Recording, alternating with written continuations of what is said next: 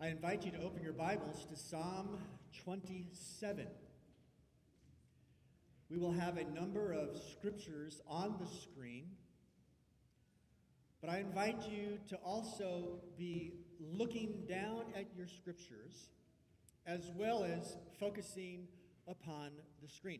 We're not going to be examining every verse of Psalm 27, selected. But that's okay, because you can still fill in some of the blanks as you will be looking at and multitasking in your thoughts and in your spirit in Psalm 27. The Lord is my light and my salvation. Whom shall I fear? The Lord is the strength of my life. Of whom shall I be afraid? Though an army may encamp against me, my heart shall not fear. Though war may rise against me, in this I will be confident. One thing I have desired of the Lord, that will I seek, that I may dwell in the house of the Lord all the days of my life, to behold the beauty of the Lord, and to inquire in his temple. For in the time of trouble he shall hide me in his pavilion. In the secret place of his tabernacle he shall hide me. He shall set me high upon a rock.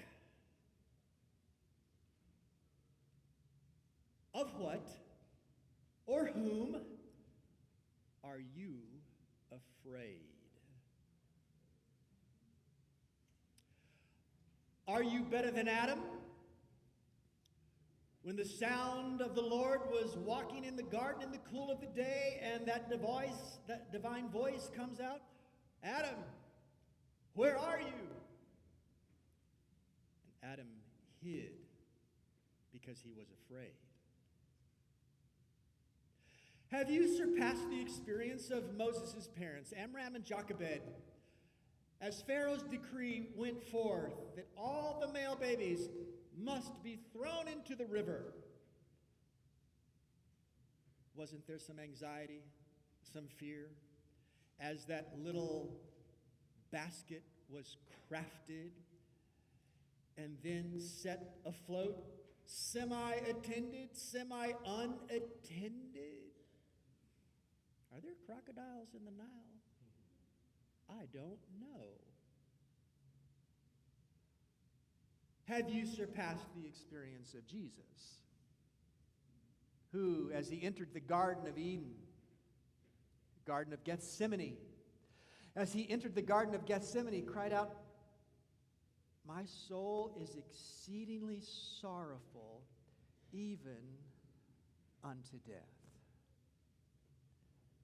Fear has been innate to our human experience ever since Adam and Eve heard the sound of the Lord walking in the garden. Fear is pandemic today, is it not? One researcher compiled the top 10 fears of Americans here in recent months in 2020 and 2021. Corrupt government officials. We are fearful of people that we love dying. We are fearful, maybe not quite so much now, but we're a few months ago, fearful of loved ones contracting COVID, or we ourselves contracting COVID. We are fearful of other people that we are connected to and who are precious to us will become ill. We are increasingly fearful of widespread civil unrest. And a lot of us wonder what will be the next major pandemic. And here, even more recently, the economy. We're fearful of financial collapse. And of course, pollution is always on the periphery, connected to climate change, and then biological warfare. These are the fears of many who are our neighbors, our work associates, our family. Maybe they are the fears of some of us as well. Fear, a distressing negative sensation, emotion induced by a perceived threat. Key word there is perceived threat. Either happening now or in the future. You remember the experience of Jesus and the disciples on the Sea of Galilee. That storm arises without any warning. The disciples cry out, "Teacher, do you not care that we are about to perish?" And Jesus is asleep. Seems kind of hard to believe, with rain coming down and perhaps lightning and thundering rocketing around them. But he arouses from his sleep and he responds, "Why are you so fearful? How is it that you have no faith?" The disciples were in the midst of a perceived, we might even say a real threat. As Jesus talked about conditions in his day reaching down to our generation, he talked about distress of nations with perplexity, men's hearts failing them from fear, and the expectation of those things which are coming on the earth. But then he spoke about a resolution to that fear. When you see these things begin to happen, look up and lift up your heads, because your redemption draws near. Now, if you have spent any time in the scriptures and listened to various teachers and pastors teach on fear, you know that many, many times throughout the scriptures, the assurance, the encouragement is given, do not fear. Fear not. Do not be afraid. Again and again, these words are spoken to those who have gone before us, and they echo in our ears and in our inner beings today.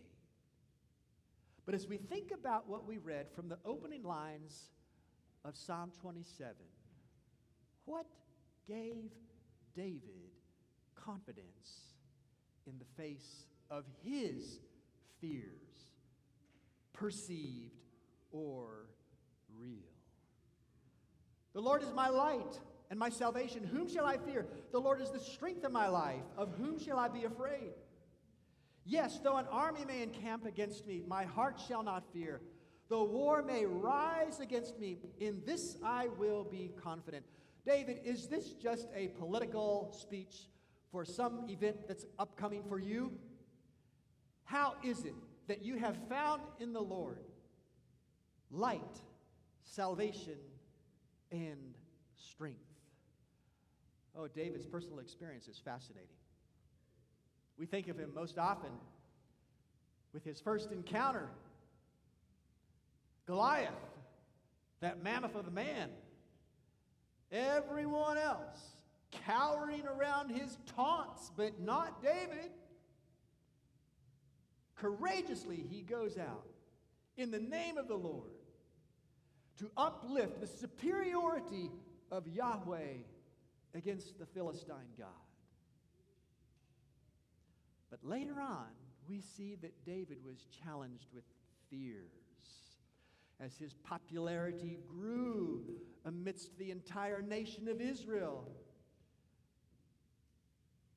The women would sing out, "Saul has slain his thousands and David his 10,000s, and jealousy arose from Saul, in which now David has become hunted by the king."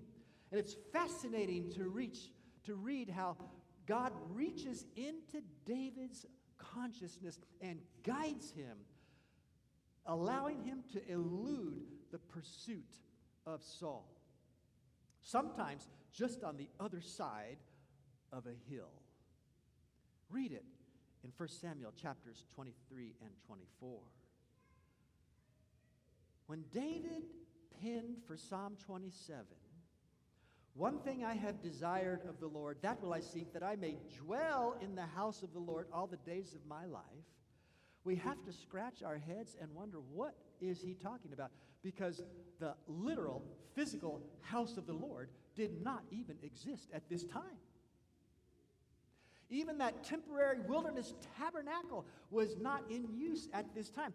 The temple that David had intended to build some decades later, but actually constructed under the administration of his son Solomon, it did not exist yet. So what does David refer to when he says, one thing I have desired, one thing I will seek, that I may dwell in the house of the Lord all the days of my life? Well, to dwell in the house of the Lord means to be in the intellectual, emotional, and spiritual presence of God. Some figures that have gone before David bear this out. God speaks to Abraham some centuries previously. Abraham, come out here in the night and look up at the stars. Can you count the stars, Abraham? No, you can't. Yet the number of the stars are symbolic of the number of your descendants to come from you. That's dwelling in the presence of the Lord. For Moses, it was atop Mount Sinai, 40 days, no food, no water. That was a supernatural event. I don't encourage anyone to pursue that today. It was an exceptional experience. Moses' physical life was preserved as an exception. But he's drinking in atop Mount Sinai in sight. He's feeding upon the presence of God, who is his light and strength. So much so that when he comes down from the mountaintop, there is a mysterious glow about his face. And the community said, Moses, put something over your face because it's just too bright for us to look upon. Dwelling in the presence of God. For David, it is to meditate upon God's encounters with his people. God's encounters with those who have gone before mysteriously assure us that he desires to encounter us today. One thing I have desired of the Lord, that I may dwell in the house of the Lord all the days of my life, to behold the beauty of the Lord. What do you never weary of beholding? You never get tired of it. Here are a few of my vistas, my scenes. Black balsam on the Blue Ridge Parkway, about 25 miles south of Asheville. Beautiful area. Been there many times, 360-degree views. It doesn't matter if it's a stunning sunset, such as you see here, or if it's a crystal blue sky, or if it's even overcast. It is still amazing to be atop Black Balsam. And every time I've been there, I say to myself, why don't I come up here more often? Oh, but then there's a rival not too far away in western North Carolina, Max Patch. Some of you have been to Max Patch. Again, beautiful open knob, 360-degree views. But I have my favorite places on the other side of the country. The John Muir Trail. This one is Banner Peak, as it sits majestically atop Thousand Island Lake. Been there at least 4 times. Oh, but let's not forget the beach. How can you ever pass up a beautiful sunset at the beach? Come, quickly. Look at the beach. Look at the colors in the clouds. Do we ever get tired of looking at these grand views of nature? Does a mother ever get tired of looking at her baby? Does a groom ever weary of looking at his bride?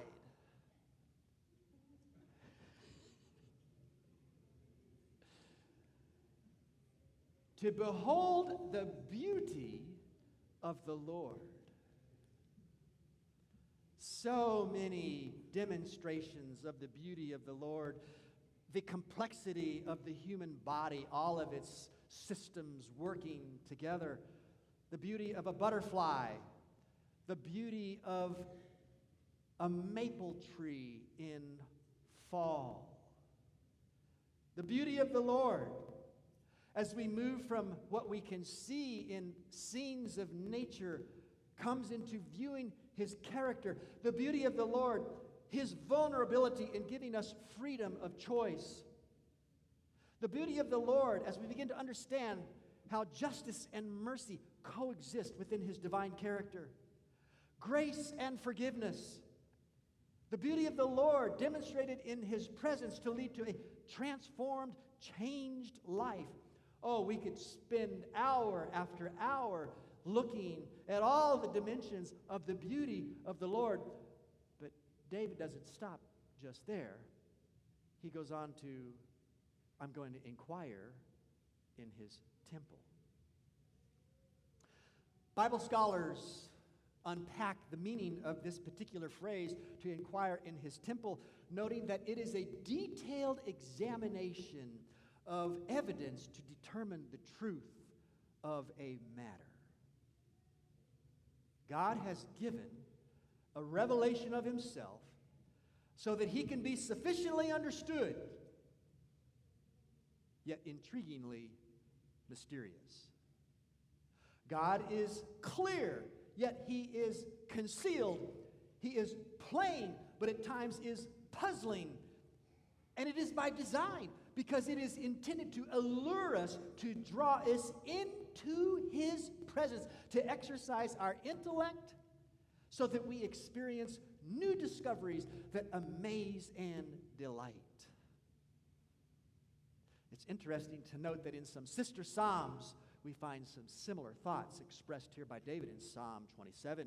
In Psalm 48, verse 9, we read this concerning the mercy and justice of God. We have thought, O God, of your loving kindness. Where? In the midst of your temple. Now that could refer to a structure, but again, it could refer to the temple of our minds as we focus upon the character of God. We have thought about your loving kindness in the midst of your temple. But then a few psalms down the way, in Psalm 73, we look at this. The psalmist wrestles with what he sees taking place around him. Why do the wicked prosper, he asks. He says, this is too painful for me until I went into the sanctuary of God, and then I understood their end. In the sanctuary, in the temple of God, in the house of the Lord, there is both mercy and justice. Oh yes, God is clear. He is simple. He is plain. But at the same time, he is amazingly deep. An educational analogy may help. We learn our ABCs. And then we begin to put those letters of the alphabet together to form words. Cat, hat, and bat. Then we put those words together to form sentences. The cat wore a hat as it looked at the bat. Sentences turn into paragraphs. Paragraphs turn into stories. Stories turn into books. As we come from the simple to the ever-developing complexity of language, the same thing is true for the character of God. One thing I have desired, one thing I have desired of the Lord, that I will seek, that I may dwell in the house of the Lord all the days of my life, to behold the beauty of the Lord and to inquire in his temple. David's confidence, his strength increases as he intellectually investigates, pursues a knowledge of the divine and the ways of God. This inner experience gives strength in the face of fear.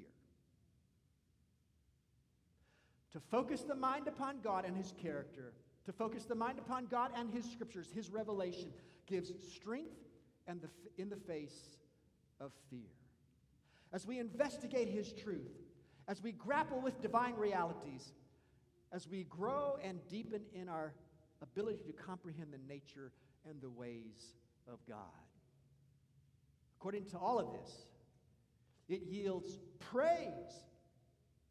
It yields confidence, ushering one toward intimacy with God. Look at it in your own copy of the Scriptures. Psalm 27. Hear, O Lord, when I cry with my voice. Have mercy also upon me and answer me. When you said, seek my face, my heart said to you in response, your face, Lord, I will seek. Notice the sequence. God initiates. God prompts. God invites. God is high and lifted up. He is holy. He is mysterious. Yet God beckons and God pursues. Can you sense the desire of the divine? David, seek my face. I want you to want me. As I desire to behold you, your unique aspects, your features, your chin, your eyes, your personality, your capabilities, your gifts, your talents, I desire you to behold me in all of the fascinating beauty of who I am. So of what or whom are you afraid? What's the resolution? Seek his face. Dwell in the house of the Lord. Behold his beauty. Inquire in his temple. Investigate his truth. Grapple with the ways of the infinite. Be amazed at his pursuit and passion for you. Seeking his face resolves our fear. Yet at the same time, it underscores our fallenness in the face of God's holiness. Note what David also pens in Psalm 27. Do not hide your face from me. Do not turn your servant away in anger. You have been my help. Do not leave me nor forsake me, O God of my salvation. Why would David say this? Why would David plead? Because of the gnawing, nagging sense of his condition as a sinner in the presence of, before the face of a sinless, righteous, holy, pure, and infinite God. I see this demonstrated every so often in the Psalms. Not going to take time to look at it at the moment. Psalm 119 is another example of this undulating, going back and forth to great confidence, to a sense of great vulnerability. Seeking his face resolves our fear and paradoxically drives us to fear him, to cling to him even more tightly, leads us to become dependent solely and only upon him. Seeking his face resolves our fear. As we make a leap from Psalm 27 to a couple of passages in the New Testament, we see the consistency of Scripture. Different writer, different time, different setting, but the same message. 2 Corinthians chapter 3, we read this: we all, with unveiled face, beholding as in a mirror the glory of the Lord, are being transformed into the same image from glory to glory, just as by the Spirit of the Lord. Seeking God's face in Psalm 27. Beholding the glory of the Lord, 2 Corinthians chapter 3. And when we reach the end of the Scriptures, Revelation 22, we literally will be living in the physical, visible presence of God. The throne of God and of the Lamb shall be in that new city, and his servants shall serve him. They shall see his face, and his name shall be on their foreheads. They've looked at his face so often. They have looked upon the character of God so often that God says, I'm going to give you my name. I'm going to give you my character. What resolves our fears? Seeking the face of God.